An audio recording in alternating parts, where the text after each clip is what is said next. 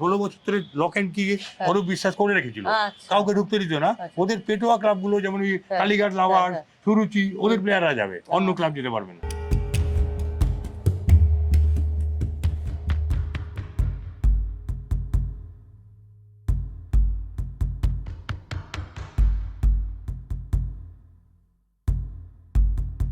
ওই সব ঘরগুলো কি হয় রাতের বেলা তা তো জানা সম্ভব না।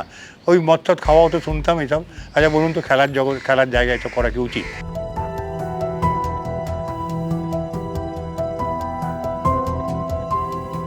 অরূপ বিশ্বাসটা স্টেডিয়ামটা বন্ধ করে রেখেছে। অরূপ স্বরূপরা ক্রীড়া উন্নয়ন পর্ষদ তৃণমূলের, আমরা কেউ ঢুকতে পারিনি লাস্ট 15-16 বছর। কোন কোন ক্লাবগুলো এগুলো? এই দেখুন, এই একটা ক্লাব, এটা কিসে, এটা মণিমালা কেন্দ্র ছিল। এখানে ছোট গুরু সদয় দত্তের ব্রতচারী এইসব কাজ এখানে শেখানো হতো। শতাব্দী প্রাচীন এই রবীন্দ্র সরোবর লেক, আর এই রবীন্দ্র সরোবর লেকে যেমন একদিকে প্রাতঃভ্রমণকারীরা তারা প্রাতঃভ্রমণ করতে আসেন, অন্যদিকে বিকেলবেলাতেও বেশ জমজমাট থাকে এই রবীন্দ্র সরোবর লেক। অন্যদিকে এখানে আরও একটি গুরুত্বপূর্ণ বিষয় ছিল, তা হলো এই পেছনে স্টেডিয়ামটি। বাম জমানার পতনের পর যখন তৃণমূল সরকারে আসে, তারপর এই স্টেডিয়াম সেভাবে ব্যবহারই করা হয়নি। অভিযোগ এমনই উঠতে থাকে যে তৃণমূলের যারা নেতা নেত্রীরা রয়েছেন তারা মূলত এই স্টেডিয়াম দখল করে রেখেছিলেন এবং এই খেলার একাডেমির বিভিন্ন যে ঘরগুলো রয়েছে সেগুলোও তারা নিজস্ব পার্টি অফিস বানিয়ে ফেলেছিলেন এবং সেগুলি দখল করে তারা কার্যত বসে থাকতেন এই স্টেডিয়ামের ভেতরে এবং বাইরের যে ঘরগুলো রয়েছে সেগুলো।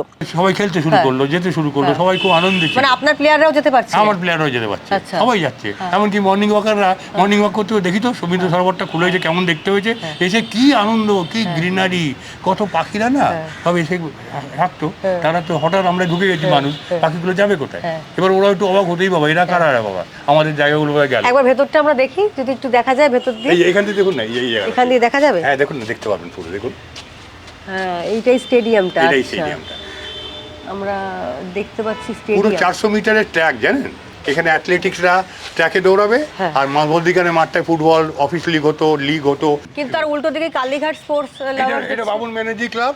আমাদের এটা জানেন, বড়রা ওখানে বসতো, আমরা ছোট ছিলাম যখন, আমরা এসে বসতাম, আমরা বলতো এই যা তো এক গ্লাস জল নিয়ে আমাদের জন্য। সব সিনিয়ররা, বড় বড় সব প্লেয়ার এই মাঠে বসতো। এটাকে লন বানিয়ে নিজের ক্যালকাটা কালীঘাট স্পোর্টস লাগিয়ে দিয়েছে বোর্ডটা, বাবুল ব্যানার্জি দখল নিয়েছে। এটা কত বড় অন্যায় বলুন। আচ্ছা, পাশের ঘরটা দেখুন, বাবুল ব্যানার্জি দখল করে নিয়েছে। এরা কোনোদিন ফুটবলে পা দিয়েছে কিনা আমার সন্দেহ আছে। হ্যাঁ, এই বাবুল ব্যানার্জি ক্লাব দেখুন আপনি, এই দেখুন কালীঘাট স্পোর্টস লাভার দেখুন, বোর্ড লাগানো আছে দেখুন।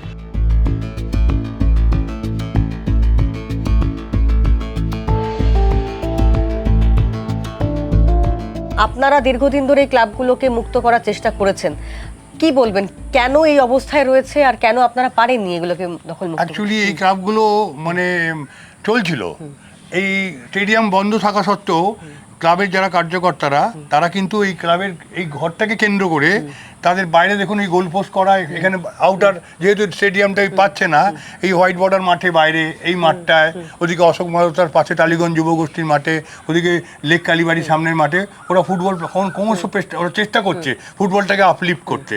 তো এদের দেখে আমি এত উৎসাহিত হই যখন আমাদের পরিবর্তন হলো 4 তারিখের পরে।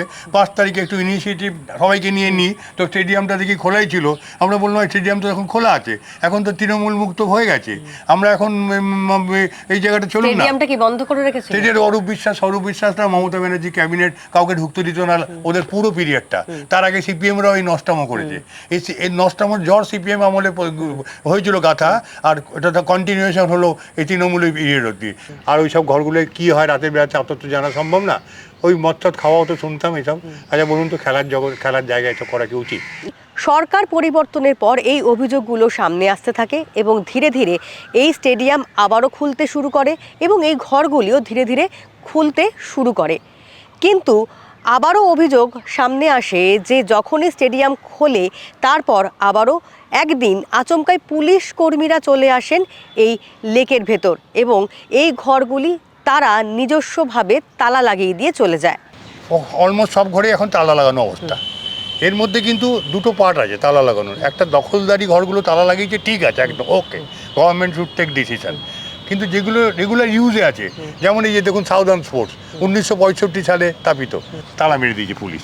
ওটা চালু অবস্থায় ছিল? চালু অবস্থায়। ওগুলো কেউ দখল করেনি? না, ওগুলো কেউ দখল করেনি। হ্যাঁ ম্যাডাম, আমি এখানকার সিকিউরিটি। কোথাকার সিকিউরিটি? এইখানকারই এই রবীন্দ্র সরোবর আচ্ছা, রবীন্দ্র সরোবরের সিকিউরিটি। মানে স্টেডিয়ামে। আচ্ছা, এখন স্টেডিয়াম বন্ধ, তাই গেটে ডিউটি করছি। ও, বলুন কি বলতে কেউ কি চান? আসেন এখানে? না, এখন আর কেউ আসে না। এই বন্ধ হয়ে যাওয়ার পর আর কেউ আসছে না, কাউকে দেখছি না। বন্ধ হয়েছে প্রায়, আমার মনে হয় প্রায় 2 সপ্তাহ তো চললো। 2 সপ্তাহ বন্ধ হয়েছে। হুম, পুলিশ এসে তালা লাগিয়ে গেছে। হ্যাঁ। তার আগে কারা কারা আসছেন এখানে?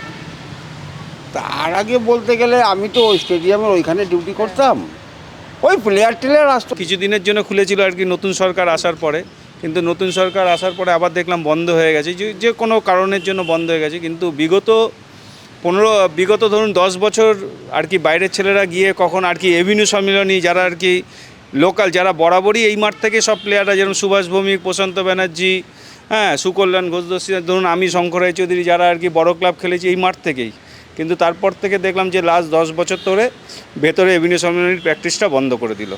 সেটা কী কারণে না কারণে সেটা আমরা কিছু জানলাম না, বিনা নোটিশে এদের প্র্যাকটিসটা বন্ধ করে দিল।